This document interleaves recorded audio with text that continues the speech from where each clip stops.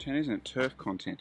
What a perfect segue into a little catch up with Bentley. So Bentley popped an update in not long ago, right at the beginning of this, and it was really interesting, I thought. Really insightful, really honest, and yeah, he's kept with the same technique. So here's Bentley. G'day YouTube, Bentley here checking in from some gravel roads.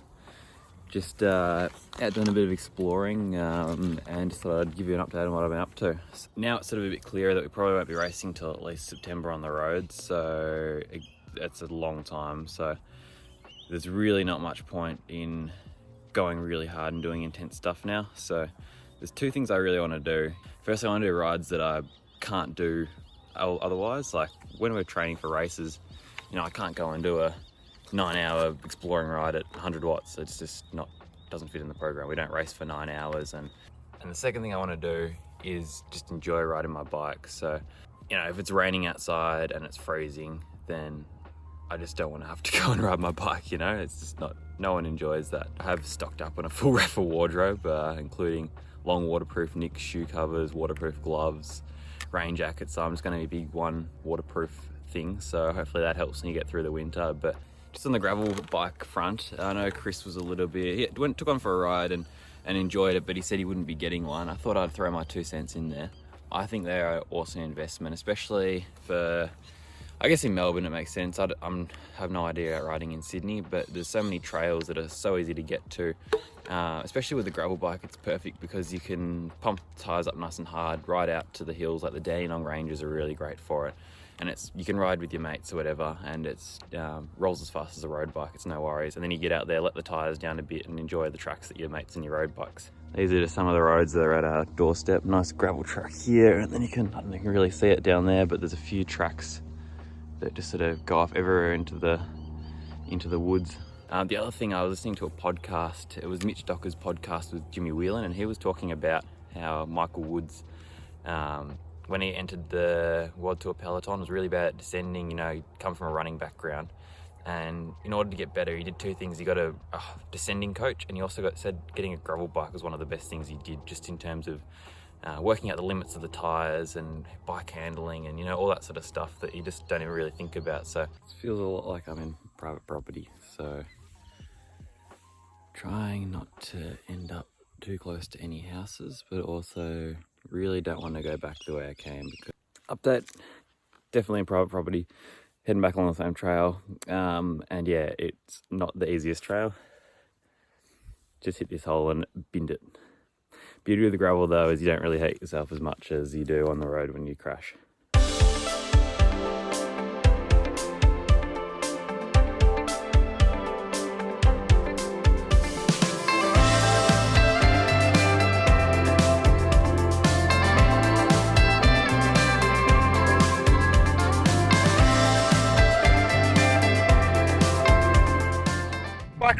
Bike rides. Yeah, so we're out for a little afternoon. That was fun. Elizabeth, I think this is the first time we've legally been allowed to wear our Akubra hats. Yep. No, it wasn't. If you are down this way, Woodhill Mountain Road is the easiest way into the valley, but Berry Mountain is the fastest, but it comes at a cost. Yeah, the first 1.3 Ks is just horrible. After that, it's nice. And so, look, it depends mentally how you want to play it. Do you want to demolish yourself and then you get that nice feeling of, oh, hardest part's over? Or the thing with Woodhill, the kick is right at the top. So it's kind of sitting there in the back of your mind.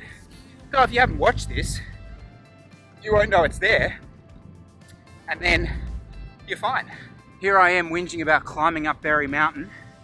How about doing this like 30 times, which is probably what it would take to Everest.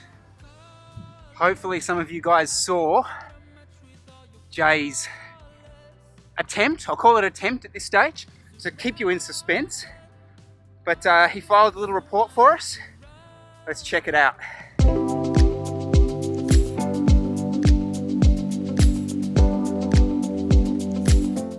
Been over 24 hours since I've completed my first Everest.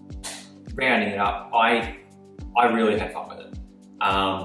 It was completely different to a lot of the other stuff that I do. Don't usually do stuff like this. So I did go very dark between about 7,000 and 8,000 meters. There was 4 or 5 laps in that zone where I think I spoke maybe a sentence, which is about just over an hour worth of climbing that I did not talk. I'm doing an Everest on Mount Ainsley. The reason I chose the segment I chose was because it was my first ever climb on a road bike. Pretty sure it took me 28 minutes to do the climb, just to get to the top of that particular segment. So it held a special place in my heart. If everything goes to schedule, it'll be a 15-minute climb at about 3.5 watts per kilo. The first 4 climbs, I do believe, were at 250 odd watts average. I picked it up after those first 4 times as it started to become light, mainly to save my knee.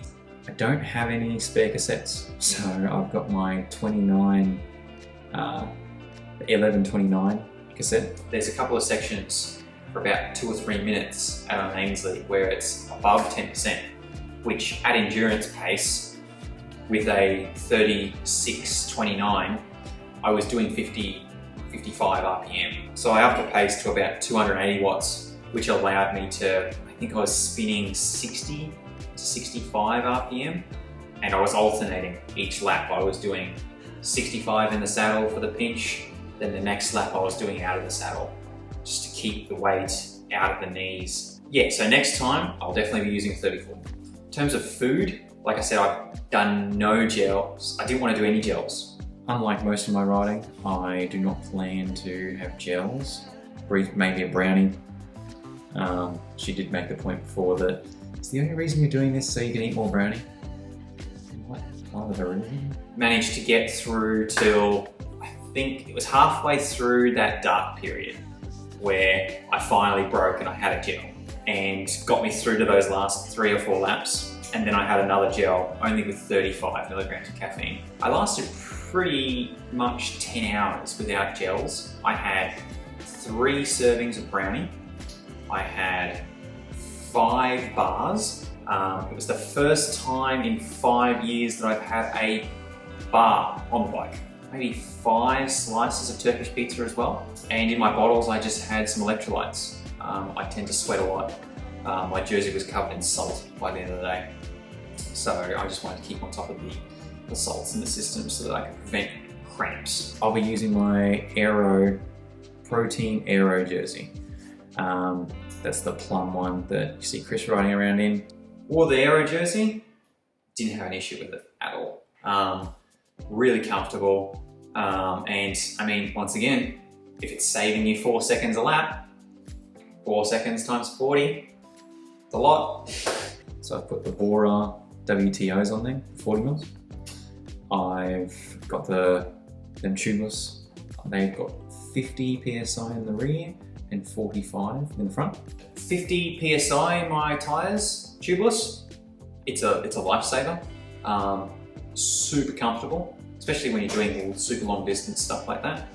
If your bike's a bit harsh on you, try tubeless. Like, technology has gone so far. A lesson would be to only pick segments that are uphill. So by that, it seems pretty logical, but by that I mean, I picked a segment which had about 500 meters of flat over the course of 2.8 kilometers. So that flat didn't give me any elevation. Still trying to plan out my route and my schedule, but I'm definitely wanting to go a bit faster, so I'm going to optimize that. And yeah, stay tuned for an announcement on that. Probably going to be using a bit more gels for this next one though. Thanks for that, mate. I'm almost at pains to do this because talking at all about my own training after that seems a bit ridiculous, doesn't it? But look, I just wanted to quickly say something about the sprint stuff that I've been doing, and I am doing some. I am doing specifically the on-bike stuff. Sorry Dan, I did skip that one the other day. I'll get on that. And look, I'm trying to do some dynamic stuff off the bike, but look, without the real heavy lifting stuff, it's all a bit treading water. What I have found, just even doing the sessions, I feel less unco doing the sprints, which has kind of got to be a good thing, right? Just doing the sessions is helping. And when I say sessions, look, it's not rocket science, it's just, you know, high torque, low torque, but actual sprint sessions. So like 12, 15 sprints over the course of the ride, and the ride specifically being about sprinting. Look, just going out and doing some endurance and throw in 2 or 3 sprints just doesn't cut it for me. Like, probably guys who can sprint can get away with that, but I can't.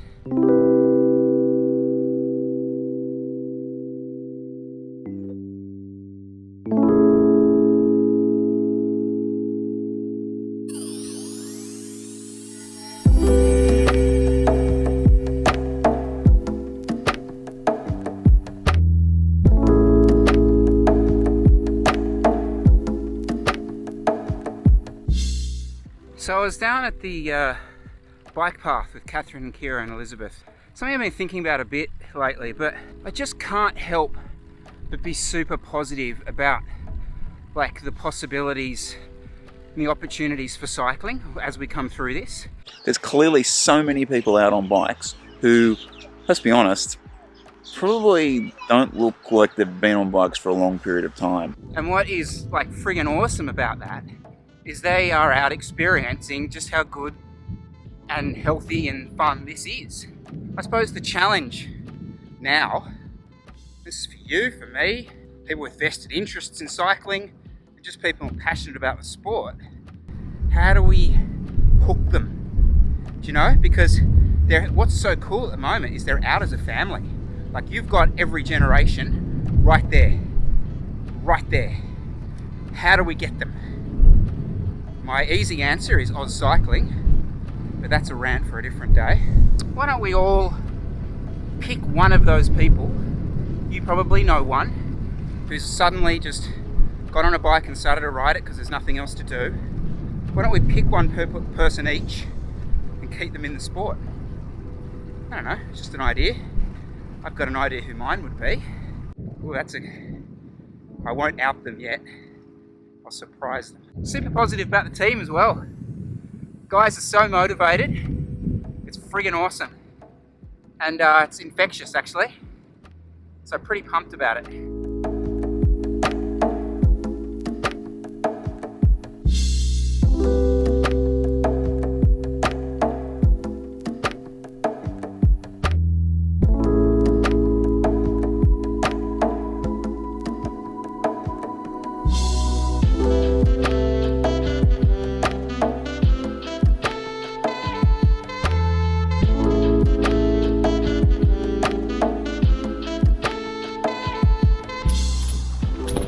Yeah, so I just want to say thanks guys for the feedback and the response on the Bora vlog, the product stuff.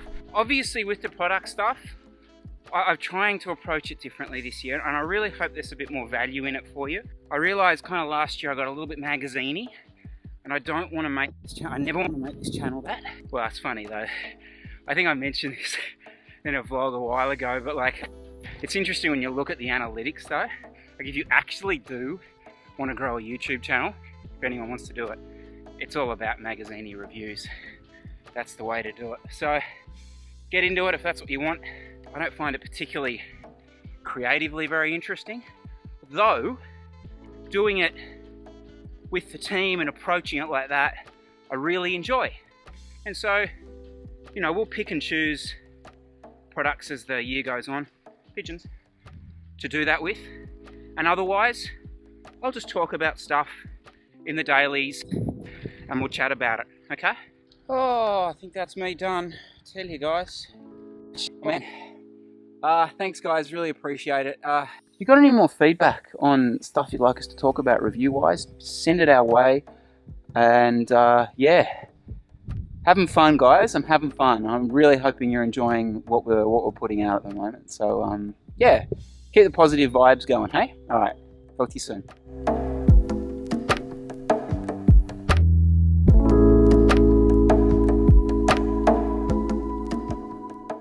Someone asked me in one of the other vlogs, like, what's the story with these fairy trees? We don't know. If anyone lives in the area, do let us know. But like, if you have a look around it, right? So what you see is this part here is all kind of actual things in berry. So you've got the berry pharmacy just there. The berry chocolatier. The hairdressers. Starts to get a little, I'm going to say, creepy over here. And particularly here. And then bizarre CDs. So, yeah, look, it's a strange mix of cute and creepy.